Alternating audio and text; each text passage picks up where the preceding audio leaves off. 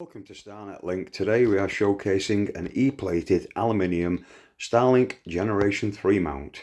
Now the good thing about these ones, they are not the ones on Temu and places like that. These ones have got 8 points of fixings to go to the pole.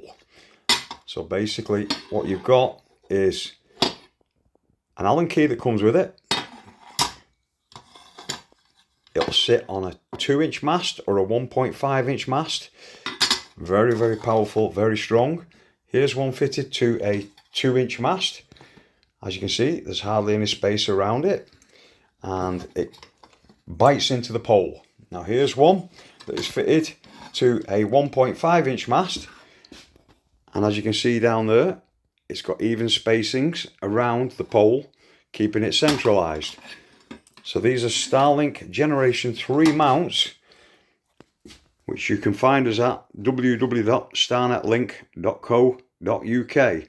So, or you can WhatsApp me on 07802 410 222.